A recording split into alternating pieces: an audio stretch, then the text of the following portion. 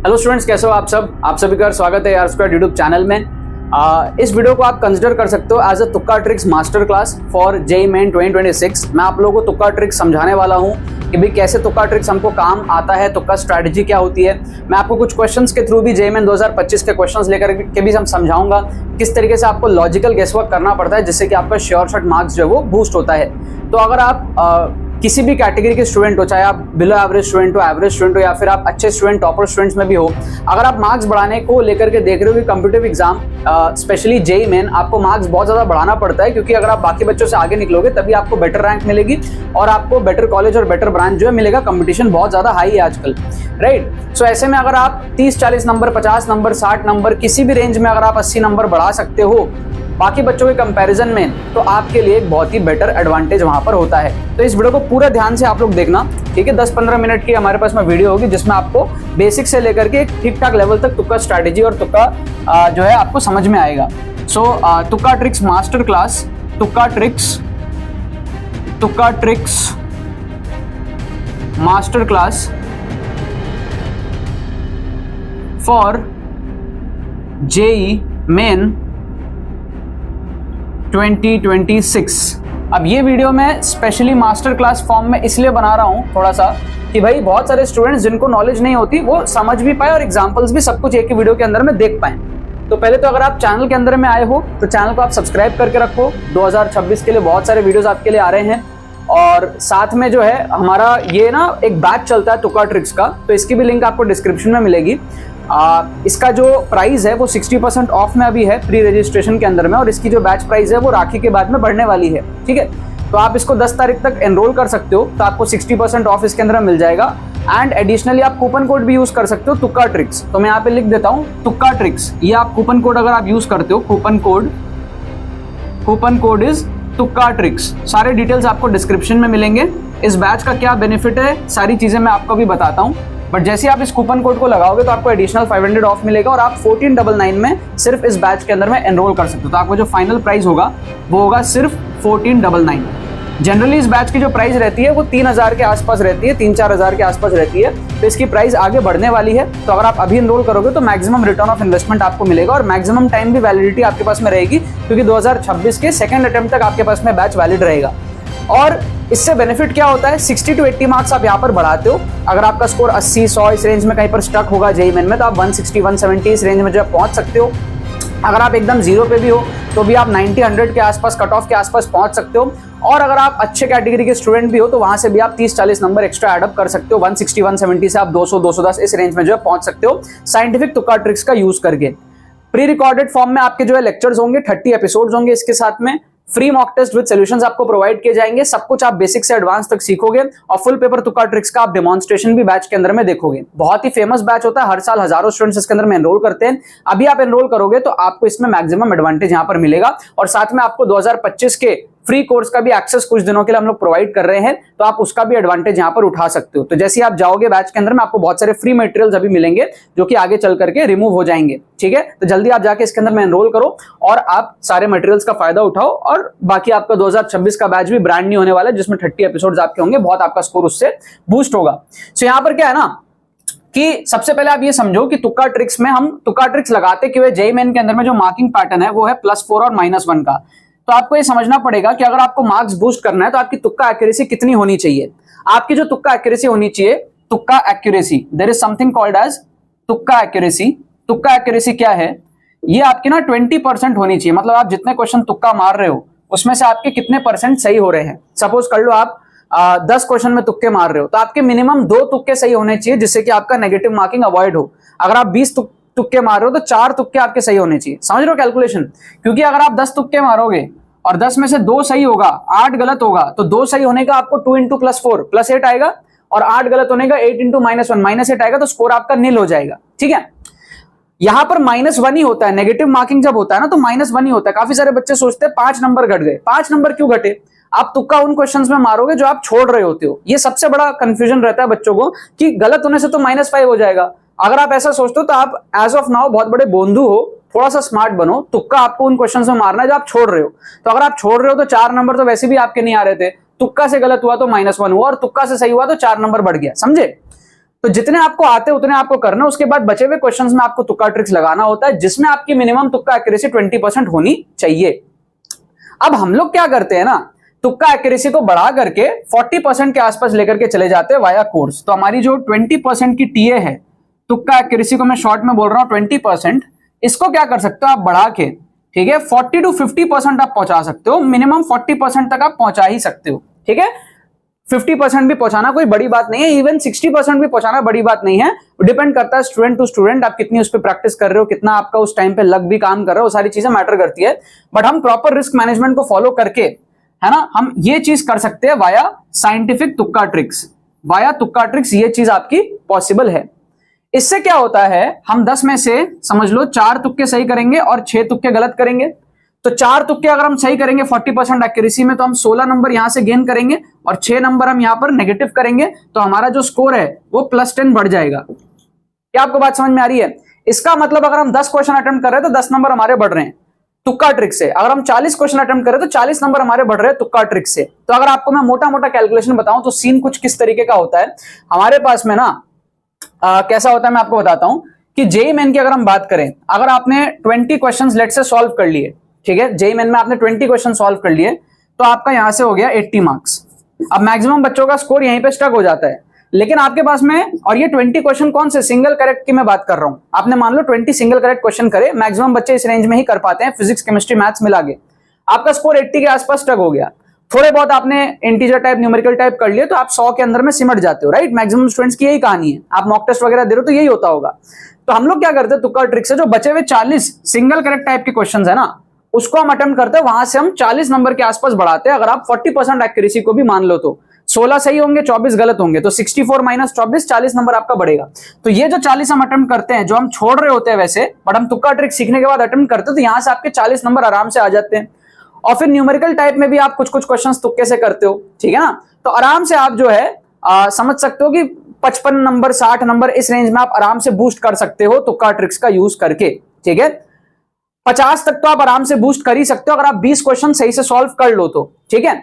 मान लो कोई बच्चा 10 ही क्वेश्चन सॉल्व कर पा रहा है, तो वो 40 नंबर के आसपास है लेट से, तो उसके पास में 50 सिंगल करेक्ट क्वेश्चन बचे हुए हैं, तो वो 50 के 50 वहां पर अटेम्प्ट करने ही पड़ेंगे उसको, क्योंकि आपका यहां पर कुछ नहीं हो रहा, आपको एनआईटीज नहीं मिल रही, आपका कट ऑफ पार नहीं हो रहा, तो आपको नंबर बूस्ट करने तो उसके लिए अटेम्प्ट तो करना ही पड़ेगा। तो अगर आप 50 क्वेश्चन अटेम्प्ट करते हो तो आप समझ सकते हो यहां से कि आपने 50 नंबर बढ़ा लिए, और फिर न्यूमेरिकल टाइप और आएंगे तो आपने 60 नंबर से ऊपर जो है स्कोर अपने बढ़ा लिए। वो भी मैं 40% एक्यूरेसी कंसीडर कर रहा हूं, अगर आपकी 45% एक्यूरेसी हुई, 50% एक्यूरेसी हुई, तो और गेम आपका अलग होता है। क्या आपको बात समझ में आ रहा है? तो कहीं ना कहीं आप समझ सकते हो कि लेट से आपने, एक और एग्जांपल लेता हूं, 30 क्वेश्चंस आपने जो है सॉल्व कर लिए, तो 30 क्वेश्चन सॉल्व कर लिए आपने, तो आपको कितना आ रहा है, आपका आ रहा है 120 मार्क्स, ठीक है ना, 120 मार्क्स आपका आ रहा है जेईई मेन में। और थोड़ा बहुत न्यूमेरिकल टाइप अगर आप लोगे तो आपका 140 के आसपास स्कोर आ रहा है। अब वहां से अगर आपको 170, 180, 190 यहां जाना है, तो आप क्या करोगे, बचा हुआ 30 क्वेश्चन आप अटेम्प्ट करोगे, 40% एक्यूरेसी से अटेम्प्ट करोगे, तो 12 सही होंगे, 18 गलत होंगे, ठीक है। तो 12 4 जा 48 माइनस 18, 30 नंबर आपके बढ़ गए। तो यहां से आपका क्या होगा, 30 नंबर बढ़ जाएगा, और थोड़ा बहुत न्यूमेरिकल टाइप से भी बढ़ेगा, तो आप 40-45 नंबर के आसपास जो है बढ़ा लोगे स्कोर। तो आप अगर 120 पे भी हो या 140 पे भी हो न्यूमेरिकल टाइप मिला के, तो आप वहां से 160, 170 इस रेंज में जा रहे हो, कंसिडरिंग 40% एक्यूरेसी। कुछ बच्चे 50% भी बनाते हैं, 60% भी बनाते हैं। अब ये बनता कैसे वो मैं आपको समझा देता हूं। ये हमारे पास में बनता है साइंटिफिक तुक्का ट्रिक से, जब आप ऑप्शन एलिमिनेशन करते हो सही तरीके से, जब आप जाली जुगाड़ ट्रिक्स लगाते हो, जुगाड़ ट्रिक्स, ठीक है, जब आप इंटेलिजेंट गेसिंग करते हो, आईजी, ठीक है, या फिर अगर मैं ओवरऑल बोलूं तो जब आप साइंटिफिक तुक्का ट्रिक्स लगाते हो, ये सारी चीजें, जुगाड़ ट्रिक्स, इंटेलिजेंट गेसिंग, ऑप्शन एलिमिनेशन, है ना, स्ट्रैटेजी से जब आप गेसवर्क वगैरह सब सही तरीके से करते हो, तो आपका यहां पर 40% या उससे ऊपर एक्यूरेसी बनती है। क्लियर है? कुछ क्वेश्चंस में आपके 100% सही हो जाएगा, जैसे आपका जुगाड़ ट्रिक्स जो है उसके 100% एक्यूरेसी होती है ऑलमोस्ट। इंटेलिजेंट गेसिंग की आपकी 30-35% के आसपास एक्यूरेसी होती है। ऑप्शन एलिमिनेशन की आपकी 50% के आसपास एक्यूरेसी रहती है। कुछ क्वेश्चन में आपको रैंडम गेसिंग भी करना पड़ता है। तो सब चीज जब आप मिला लोगे ना, तो आपका ये जो है 40% के आसपास तुक्का एक्यूरेसी 40% से ऊपर आने की पॉसिबिलिटी पूरी रहती है। और वर्स्ट के सिनेरियो में आपका स्कोर घटेगा नहीं, क्योंकि आपको घटने के लिए 20% से कम एक्यूरेसी चाहिए, उसको आप रैंडम गेसिंग से भी बीट कर सकते हो। मतलब अगर आपने लाइन से सेम ऑप्शन भी मार्क कर दिए, तो भी आपकी 20% या उससे ऊपर 25% के आसपास उसमें भी एक्यूरेसी रहेगी, 4 में से 1 सही होने का पूरा चांसेस रहेगा। तो अगर हम साइंटिफिक तुक्का ट्रिक्स लगाते हैं तो ये हमारा लूप होल है कि हम रिमेनिंग क्वेश्चंस को अटेम्प्ट करके भी मार्क्स बढ़ा सकते हैं सही स्ट्रैटेजी का यूज करके। इसमें कुछ भी गलत नहीं है। आई होप आपको पूरी चीज यहां पर एटलीस्ट समझ आई होगी कि तुक्का ट्रिक्स का आपको यहां पर यूज क्या है। तो ये तो था एक थ्योरेटिकल पार्ट, मैंने कोशिश की आपको बेसिक्स थोड़ा सा यहां पर जो है समझाने का। बहुत ज्यादा डीप लेवल में इन चीजों को करने के लिए बहुत टाइम चाहिए, बट थोड़ा बेसिक्स मैंने आपको यहां पर जो है समझाने की कोशिश करी है। अब मैं ना कुछ क्वेश्चंस आपको यहां पर दिखाऊंगा, ठीक है, कुछ 1-2 क्वेश्चंस मैं आपको दिखाऊंगा जिससे आपको अभी तुक्का की मैं थोड़ी सी प्रैक्टिस भी करा दूं, ठीक है। मैं इस पोर्शन को इरेज कर रहा हूं जिससे कि मेरे को थोड़ा सा स्पेस मिल जाए, आपको मैं कुछ क्वेश्चंस करा दूं, राइट। तो मैं जो क्वेश्चंस आपके लिए लूंगा ना वो सारे मैं जेईई मेन 2025 के ही क्वेश्चंस लूंगा, और जो ऑफिशियल एग्जाम्स में आए हुए हैं वही क्वेश्चंस मैं हमेशा लेता हूं, और उन्हीं में मैं आपको तुक्का ट्रिक्स दिखाता हूं। कोई भी ऐसा क्वेश्चन मैं कभी नहीं लेता हूं जो कि ऑफिशियल एग्जाम में नहीं आया हो, जिससे कि आपको ये समझ आए कि हाँ ऑफिशियल एग्जाम्स में ही हमारे पास में तुक्का ट्रिक्स जो है वो लगता है, ठीक है। सबसे पहला क्वेश्चन आप देखो यहां पर क्या दिया हुआ है आपको, arrange the following in the ascending order of wavelength, ठीक है। आपको क्या करना है, अरेंज करना है वेवलेंथ के असेंडिंग ऑर्डर में। आपको माइक्रोवेव, अल्ट्रावायलेट, इंफ्रारेड और एक्सरे इस तरीके से दिया हुआ है। मोस्ट एप्रोप्रिएट आंसर क्या होगा ऐसे बोल रहा है आपको, λ4, λ3, λ2, λ1 इस तरीके से आपको दिया हुआ है, ठीक है। आप समझते हैं कि इस क्वेश्चन में आपको तुक्का मारने की जरूरत क्यों पड़ सकती है। आपको तुक्का मारने की जरूरत इसलिए पड़ सकती है कि हो सकता है आपको सीरीज याद हो, ठीक है, रेडियो, माइक्रो, इंफ्रारेड, है ना, विजिबल, अल्ट्रावायलेट, हो सकता है आपको सीरीज याद हो, बट आपको ascending order, descending order, wavelength, frequency आपको कंफ्यूजन आ रहा हो, ठीक है। जैसे मैं आपको बताता हूं कि इसमें क्या होता है हमारे पास में कि भाई इसको याद करने का तरीका होता है रमैया वस्तावैया जो गाना है हमारा, ठीक है। क्वेश्चन नंबर 1 की मैं बात कर रहा हूं, रमैया वस्तावैया, रमैया व एक्सरे गामा रे। तो इसको मैं ऐसे याद रखता हूं, रमैया वस्तावैया, रमैया व एक्सरे गामा रे, ये आपको पता होता है। आर से हमारे पास में क्या होता है, रेडियो होता है, ठीक है। रेडियो यहाँ पे है नहीं तो मैं लिख नहीं रहा हूं। फिर हमारे पास में एम से क्या होता है, माइक्रो होता है, ठीक है, हमारे पास में होता है माइक्रो, तो मैं इसको λ1 बोल देता हूं माइक्रो को, क्लियर है। फिर हमारे पास में आई होता है इंफ्रारेड, तो इसको मैं बोल देता हूं λ3। फिर हमारे पास में होता है विजिबल लाइट जिसके अंदर में विबज्योर पूरा होता है। फिर अल्ट्रावायलेट होता है, अल्ट्रावायलेट यहां पर है तो मैं इसको मैं बोल देता हूं λ2। फिर हमारे पास में एक्सरेज होता है, ये हमारे पास में हो गया λ4, एंड देन हमारे पास में गामा रेज होता है। ये आपको पता होता है, लेकिन आप भूलते क्या हो, आप ये भूलते हो कि भाई हमारे पास में जो ये कह रहा है ना असेंडिंग ऑर्डर ऑफ वेवलेंथ, तो आपको ये नहीं पता होता कि आगे जाएंगे तो असेंडिंग ऑर्डर है या पीछे जाएंगे तो असेंडिंग ऑर्डर है। भाई आगे जा रहे तो फ्रीक्वेंसी बढ़ रहा है या वेवलेंथ बढ़ रहा है, ये आप भूल जाते हो, ठीक है। एक पॉसिबिलिटी है, आप में से बहुत सारे स्टूडेंट्स ऐसे होंगे जो भूल जाते हैं कि आगे जाने पे बढ़ता है, पीछे जाने पे बढ़ता है, और आप क्या करते हो ना, क्वेश्चन को छोड़ देते हो ये सोच के। लेकिन अगर आप थोड़ा सा लूपहोल यहां पर देखोगे, थोड़ा सा लॉजिकली आप सोचोगे, तो आंसर क्या पॉसिबल है, या तो इस तरीके से पॉसिबल है या फिर उल्टा डायरेक्शन में पॉसिबल है। मतलब λ1, λ3, λ2, λ4 या तो ऐसा ऑर्डर पॉसिबल है, या λ4, λ2, λ3, λ1 ऐसा ऑर्डर पॉसिबल है। इन दोनों में से ही कोई चीज पॉसिबल है। इसका मतलब ये समझ आ रहा है कि λ1 और λ4 दोनों कोने में रहेंगे, क्लियर है। अब आप देखो ऐसा कौन कौन सा ऑप्शन में है। पहला ऑप्शन में आप देखो λ1 और λ4 दोनों कोने में है, λ4 लेफ्ट कोने में है, λ1 राइट कोने में है, तो ये पॉसिबल है। ऑप्शन 2 अगर आप देखोगे तो λ3 एक कोने में है, लेफ्ट कोने में, तो पॉसिबल नहीं है, काट दो इसको।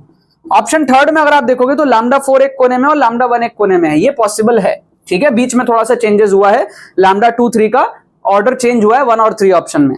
और अगर आप 4th ऑप्शन में देखते हो यहां पर, तो आप देखोगे तो λ4 तो है लेफ्ट कोने में, बट राइट कोने में λ2 है, जो कि पॉसिबल नहीं है, ये हमारे पास में पॉसिबल नहीं है।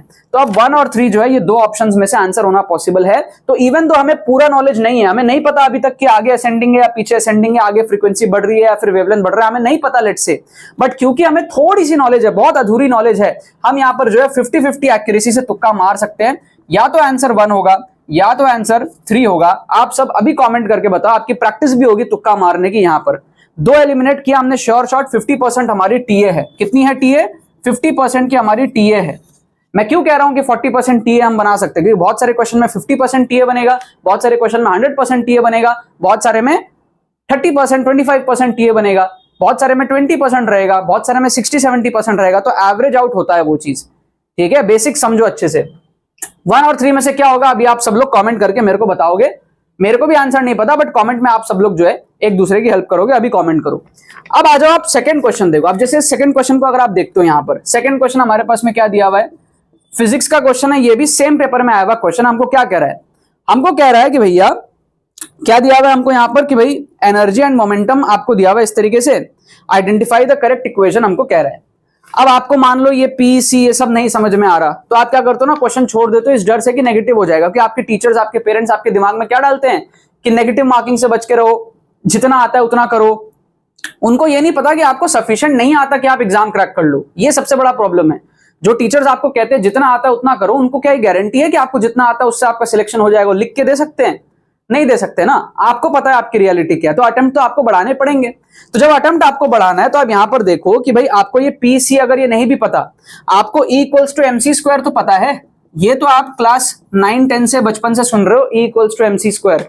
तो अगर मैं इसको स्क्वायर कर दूंगा तो ये मेरा m स्क्वायर और c पावर 4 आएगा, इस तरीके से आएगा। तो आप देखो m स्क्वायर और c टू द पावर 4 कहां आ रहा है, ऑप्शन 1 में आ रहा है और ऑप्शन 4th में आ रहा है। यस और नो, है ना? ऑप्शन 1 में आ रहा है m square c to the power 4 और ऑप्शन 4th में आ रहा है। इसका मतलब हमारे जो 4 ऑप्शन है, आप देखो ध्यान से, जो 4 ऑप्शन है उसमें ऑप्शन 2 और ऑप्शन 3 एलिमिनेट हो गया, क्योंकि उसमें m square c to the power 4 नहीं है। ये और ये इन दोनों में से आंसर हो सकता है। 50% हमारी टीए इस क्वेश्चन की भी बन गई। ठीक है, अब आप थोड़ा सा इंटेलिजेंट अगर आप होगे, ठीक है, थोड़ा सा अगर आपको लगेगा कि हाँ यार इंटेलिजेंट गेसिंग के एंगल से अगर आप देखना चाहो, तो पीसी स्क्वायर का हमारे पास में क्या है, 2 ऑप्शन है, और हमारे पास में पी स्क्वायर सी स्क्वायर का हमारे पास में 2 ऑप्शन है। ठीक है, तो आप यहां पर थोड़ा सा क्या कर सकते हो, डायमेंशन चेक कर सकते हो। जैसे आपके पास में मोमेंटम है, तो आप देख सकते हो momentum is M V and C is also V. तो बेसिकली क्या है, पीसी क्या होता है, PC is what, PC is M V into V, मतलब M we square. It is energy only ना, समझ रहे हो कि भाई पीसी जो है, P is momentum and C is speed. तो momentum is mass into speed या mass into velocity into velocity. M we square है तो half m we square energy का डायमेंशन ही हो गया ना एक तरीके से। तो पीसी इज एनर्जी ओनली, तो अगर स्क्वायर करेंगे तो पी स्क्वायर सी स्क्वायर आएगा। तो आप थोड़ा सा यहां पर जो है ऑप्शन 4th को गेस वर्क कर सकते हो, और आप ऑप्शन 1 को भी यहां पे हटा सकते हो। ठीक है, इवन तो हमें इसकी नॉलेज नहीं है पूरी, फिर भी आप इस तरीके से जब प्रोसीड करोगे ना, आप कई बार सही आंसर की तरफ ढलते चले जाओगे। अदरवाइज नो प्रॉब्लम यार, आपको अगर पीसी वाला नहीं भी पता लग रहा है तो ये तो बहुत ही सिंपल था कि E square will be M square and C to the power 4। आप यहां पर ऑप्शन 1 या फिर ऑप्शन 4 में से तुक्का लगा सकते थे। बाकी आपको पता लग गया इसका आंसर हमारे पास में क्या है, 4th ऑप्शन है, राइट। एक क्वेश्चन और मैं आपको दिखाता हूं केमिस्ट्री का।